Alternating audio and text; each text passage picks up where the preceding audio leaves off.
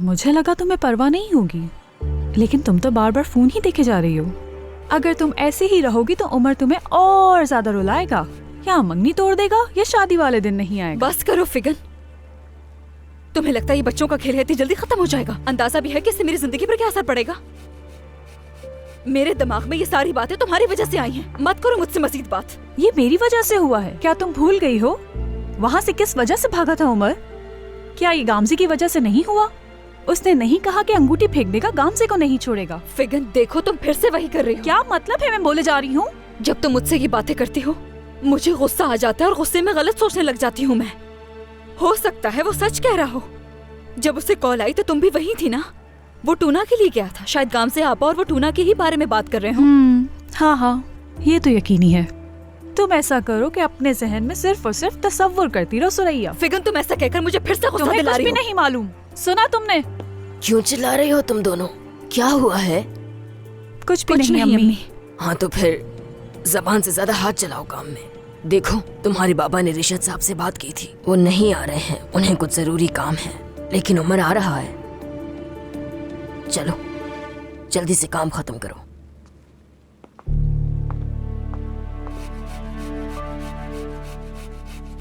बगैर कुछ जाने आपने हाँ कैसे कर दी? मैं इनकार नहीं कर सका, बदकिस्मती से। बदकिस्मती से?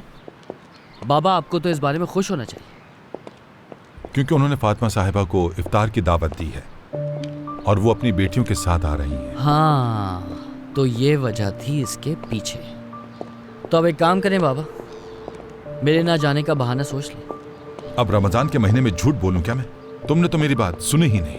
तुम वहां जरूर जाओगे। ठीक है, फिर मेरी कोई जिम्मेदारी नहीं, और बाद में आप मुझसे कोई शिकायत भी नहीं करेंगे। उमर देखो, मैं कोई मसला नहीं चाहता। तो फिर मैं नहीं जा रहा। जब तुमने खुद ही कह दिया कि तुम उस औरत से बात नहीं करते, तो फिर जाने में क्या हर्ज है तुम्हें? देखो, वो सुरैया के रिश्तेदार हैं और तुम्हें इस चीज का आदी होना पड़ेगा। कोई मसला नहीं होगा, जाना पड़ेगा हमें। सही। मैं जानता हूं ये मुश्किल है और मैं हर हाल में तुम्हारे साथ हूं। खुद को ऐसे परेशान मत करो। अगर तुम चाहो तो मेरे पास इस मसले का एक बेहतरीन हल है। तुम टूना को मुझसे मिलाओ, हम आपस में कोई हल निकाल लेंगे। आपकी नेकनियति पर कोई शक नहीं, मैं समझती हूँ आपको। हाँ, मगर मुझे नहीं लगता कि हम टूना को राजी कर पाएंगे इससे, क्योंकि टूना वैसे इस बात पर बहुत नाराज है। अगर हमने जोर दिया तो और ज्यादा नाराज हो जाएगा। फिर हमें क्या करना चाहिए? फिलहाल हमें टूना को थोड़ा वक्त देना होगा, और सही वक्त देखकर उससे बात करेंगे तो समझ जाएगा। हाँ, मगर सच बात तो यह है कि मुझे नहीं लगता कि वो राजी हो सकता है। यानी मैं आपको झूठी उम्मीद नहीं दे सकती। देखो, ऐसे मत सोचो, कोई ना कोई हल निकल आएगा जरूर। अच्छा सोचेंगे तो अच्छा ही होगा।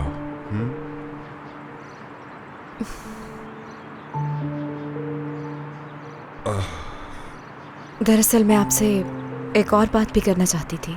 हाँ, कहो। निसा को तो जानते हैं ना, मेरी किराएदार।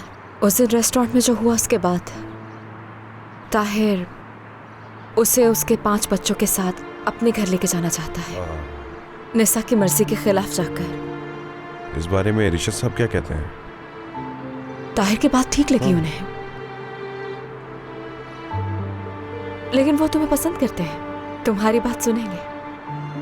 क्या इस बारे में तुम रिशद साहब से बात कर सकते हो प्लीज? अगर तुम कहोगे तो तुम्हारी बात जरूर मानेंगे। फिक्र मत करो, कर लूंगा। बहुत शुक्रिया तुम्हारा। अभी शुक्रिया मत कहो, पता नहीं कायल कर पाऊंगा कि नहीं। गामजे, अगर तुम्हें कोई काम नहीं है तो क्यों ना साथ चले। मैं रिशद साहब से बात करूंगा, तुम गाड़ी में इंतजार करना, देखते हैं क्या कहते हैं वो। हाँ जरूर, मैं चल सकती हूँ। ठीक है, चलो। हाँ चलो।